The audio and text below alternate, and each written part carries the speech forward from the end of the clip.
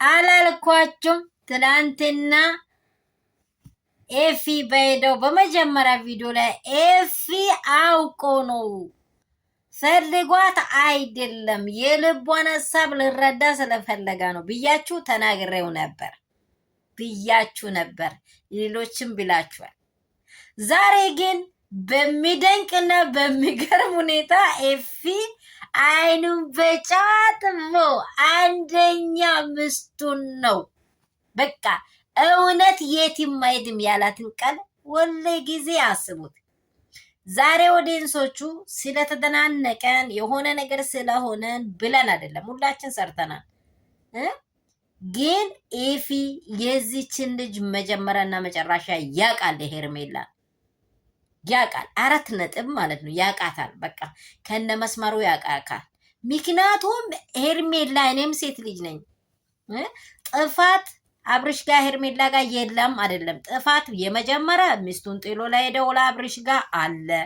ቀጥሎ ደግሞ ሚስቲን ቲተይና እኔ የፈለግከውን ነገር ሆኜልህ ያሳያለሁ ብላ የተቀበለችው ሄርሜላ ደግሞ ውርደት በቅርብ ቀን እንደሚሆን ይሄን እንደሚመልስ ይቆያል እንጂ ብላችኋለች ሩታ። ይቆያል እንጂ። ቆይ አንድ ነገር ልንጠይቃችሁ። ቡዜ ብር ተከፍሎልሽ ነው ወይስ ለሄርሜላ የተከፈለው ነገር አለ? ሄርሜላ የከፈለችሽ ነገር አለ? ባለሀብት ናት ተብሏል። እንግዲህ ክብርና ፍቅር አንድ ላይ አይመጣም። ቤተሰብ ጣልቃ ገብነት ትዳሬን አይሰራም። ይሄ ልጅ ወልዷል፣ አባት ሆኗል። ሩታ ስትሰቃይ አብረሽ አልተሰቃየሽም። ወተሻል። አንዴውኑ ከህይወት ወጣ። ለምን 80 ዓመታት ለምን አትወጣም? 80 ሚስቱ እኮ ናት። 80 ሚስቱ ናት። ህግ የሚደግፋት እውነት ያላት ለችግር ጊዜ የምትጋፈጥ ሴት ልጅ ናት። እሺ ቡዜ ኮርኩራሽ ስሚ፣ ነገ ልጅ ሴት ልጅ ትወልጃለሽ። ሁላችን ለእውነት ነው የምንከራከረው። ዛሬ ይሄ ሆነ አልሆነ አይደለም፣ አይ ዶንት ኬር። ግን እውነት የትም ቦታ አትሄድም። ሩታን መቼም ቢሆን አብርሽ ጠልቶ ከሩታ ህይወት ለመውጣት በፍጹም አይችልም። ምክንያቱም የመጀመሪያ አዱ ብሎ ከሷ ጋር ስለጀመረ ህይወት የመጀመሪያ ወንድ ጋር የጀመረችው ሴት ሌላ ወንድ ጋር ሄዳ ማትከበርም፣ ወንድም ሄዶ አይከበርም። 4 ነጥብ ነው ይሄ።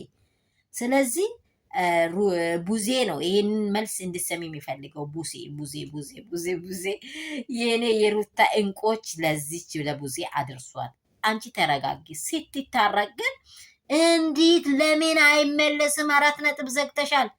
እንዲህ ብስጋስ ለምን እንደው ይሄ አይደለም እኮ ስንት ቢሮ ተፈርሞ እኮ እግዚአብሔር ከሰማይ የእነርሱን አጀንዳ አልቆረጥኩም ካለ የሰማያዊ ትእዛዝ ካወጣ የምድሩ ምን አገባ?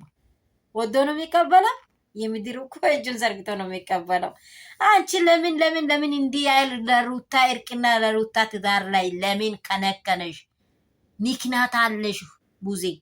ኤፊ ትችላለ። በእውነት ነው ልጅ ይውጣል። ከዚህም በፊት ይሄን ልጅ እኔ አብሶ አብልጬ ነው የሚወደው። ለምን ከሩታ ምክንያት አይደለም፣ የእውነቱን ስለምናገር። ትላንትና ሁላችን አይተናል። እኔ 3 መልሼ ሰርቻለሁ። እውነት እሷን እንደዚህ ድመት አይጥን እንደሚታጨውት አጫውቷት ነው የመጣው። እንዲህ አድርጎ ማለት አብርሃምን አትስቀይ። አልገባትም። እንዴት እያልክ ነው? አልገባትም። 10 ምናምን ደቂቃዎች እስከሚያወራ ሊገባት አልቻለም። ግን የሆነ ነገር ለመስራት ሹር እንደ የበለጠውን እንዲሟሟና እንዲቀልጥ ሆዴ ሌላ ፈቃን ቡና ማጋብዤ ሌላ ነገር እሱን ቀን ደግሞ እንጠብቀዋለን። ስለዚህ አብርሽና ሩትዬ ታርቋሉ። ያላችሁበት ስፍራ የሩትዬ ጀግኖች አብያችኋለሁ። ይቺ ቀን ደግሞ የምንጠብቃት ቀን ስለነበረች ቡዜ ተጠንቀቂ፣ ተመለሺ። ሰላም ቤተሰብ እንደምን አላችሁ? ሁሉ ሰላም፣ ሁሉ መልካም ነው ወይ? እኔ ጋር ሁሉ ሰላም ነው። አዲስ ዜና መጥቷል። አዲስ ዜና፣ አዲስ ጉድ ኒውስ፣ በእውነት ጉድ ኒውስ መጥቷል። ለሁላችሁም እንኳን ሆነላችሁ ብያለሁ። ሩትዬን በእውነት ወደ እውነት መንገድ ዝሙትን አንደግፍም፣ ወደ ችግር አንገባም፣ እኛ አንፈልግም ይሄን ብላችሁ እየተከራከራችሁ ያላችሁ ሰዎች ፍንጩን ትንሹም ቢሆን ትልቅ አግኝተናል። ይሄን ወደ እውነት ያርገው ነው፣ በቃ እውነት ያርገው ነው እኛ የምንለው። ሁሉም ማስመሰል እንዳይሆን እውነት ያርገው፣ ነገሮችን እውነት ያርገው ነው። 4 ነጥብ የኛ ሀሳብ። ሩትዬ በምንም በቀኒ አለች። ማንንም ምሰማ ሰው ሳይሆን ማንንም ወዲህ የሚል ሰው ሳይሆን ራሴ የሚያይ ሰው ነኝ። ይቆያል እንጂ ራሴ የሚያይ ሰው ነኝ። ትክክል ናት። በቃ ሴት ልጅ የራሷን ትዳር ወንድ ጋር ሄዳ እኮ ሰውነቷን ገላዋን ስትነጥል ሁላችሁን እናውቃለን። ይህች ሴት ከማን ጋር እንደነበረች ራሷን ታውቃለች። ከዚህ በላይ መሄድ አልፈልግም። በቃ ይሄ እንዲሆንላት ሩታ አትፈልግም። በሷ ላይ እናቷም እንዲህ አላሳደገቻትም። አባቶችም ወንድሞቿም እንዲህ አላሳደጉም። ምክንያቱም ማንም ብጠላት ለባሏን ዋጋ እየከፈለች ያለች ለልጇ ስት ይሄም ማንም ይስባል። ሲጀመርም ለልጄ ብላለች። በጣም ድንቅ ወሬ ነው የተሰማው። እውነት ያርገን። ውዶቹ እንኳን ደስ አላችሁ። በጣም ደስ ብሎናል። ይሄ በእውነት የመጨረሻ ያርጋቸው ነው ብዬ ነው እኔ ማስመሰልና የሆነ ነገር እንዳይሆን። ሆኖም ግን እውነት ቦታዋን አትለቅም። የእውነት የምር ፍቅራቸው ሆነ እንደሚመለስ 100 እጥፍ እናምናለን። እና ያላችሁበት ስፍራ ሰላማችሁ ብዝት ይበል፣ ትረፍረፍ ይበል። እግዚአብሔር በደሙ ይሸፍናችሁ። ላይክ፣ ሼር፣ ሰብስክራይብ ማድረጉን እንዳትረሱ። ሀሳባችሁን በኮሜንት አስቀምጡ።